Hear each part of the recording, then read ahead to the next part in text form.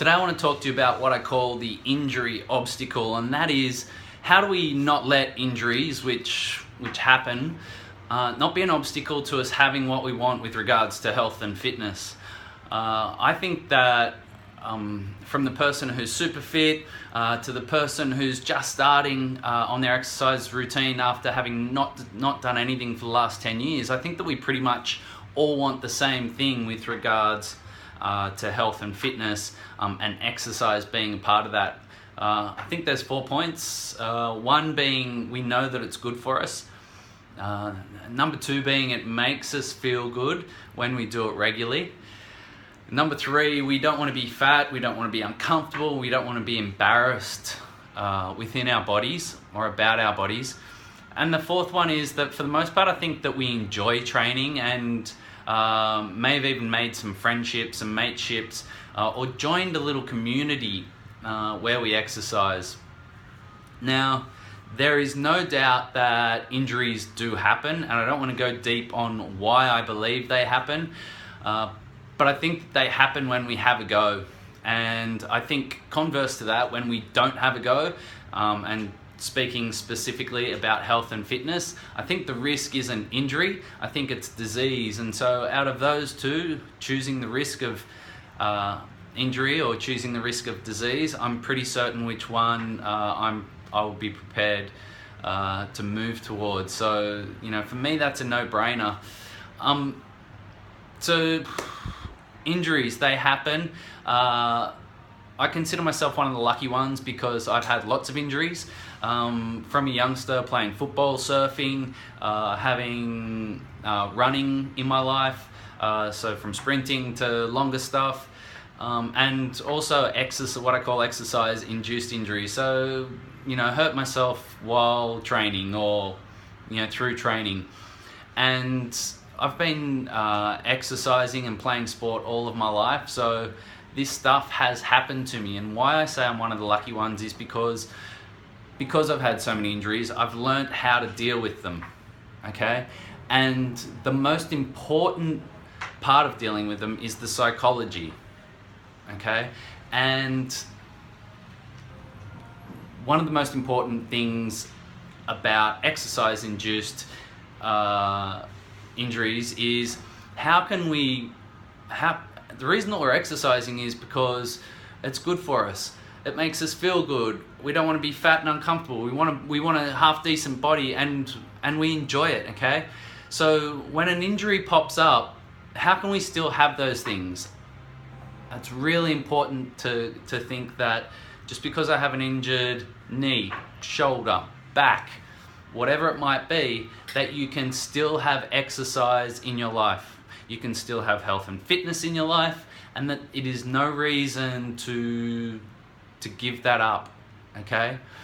All of the health and fitness is so much more important than an injury is, okay? And I suppose that's the point that I want to get across today. Often I've seen in the past people say, well, I've got a bad back. Now, a bad back is a crook injury to have. I must admit, I remember at a stage I had one and I just didn't feel like I could do anything. And potentially for a period of time you won't be able to, but there's other things with regards to health and fitness that you can still have. Now, at the moment I'm suffering a knee injury. 6 months ago, did something to my knee. I knew straight away that it wasn't good. Went to the physio, shot me off to have a scan. Basically said, look, you need to rest it, no squatting, no loading of the legs. Should take 6 to 8 weeks and should be all better. Anyway, 6 months later, no better. Most important thing for me was not getting frustrated in the journey. Staying really focused on what I could do, and not getting caught up in all of the things that I couldn't do.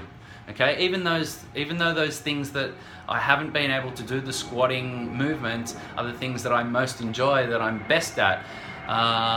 Letting go of that, and having my program morph into the things that I can do. okay? And for me, staying really focused on that.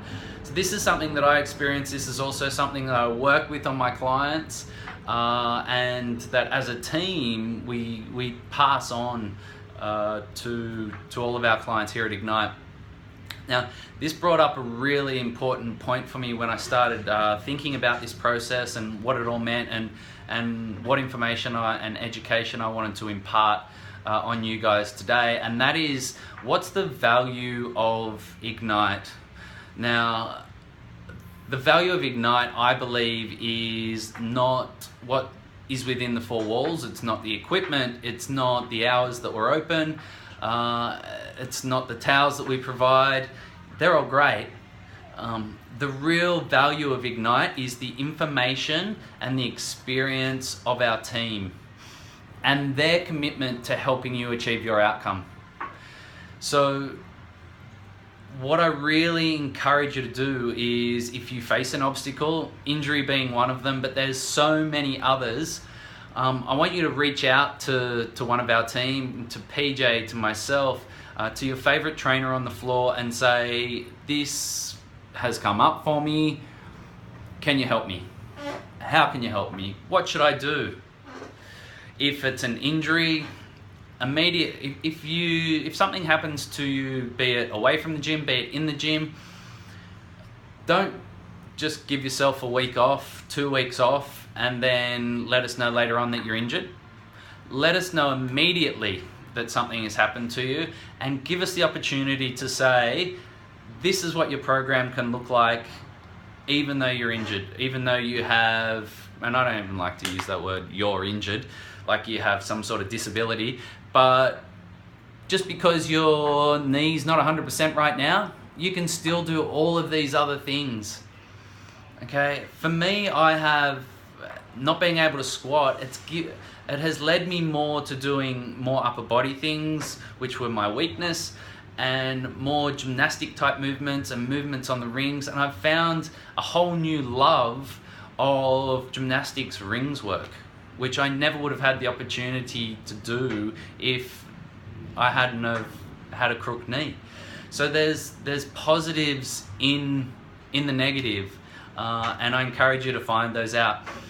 So I think that's it for me today. I hope that I've imparted some knowledge, some education, some inspiration upon you, within you. Please reach out, respond if I can help you in any way, and I look forward to seeing you in the gym.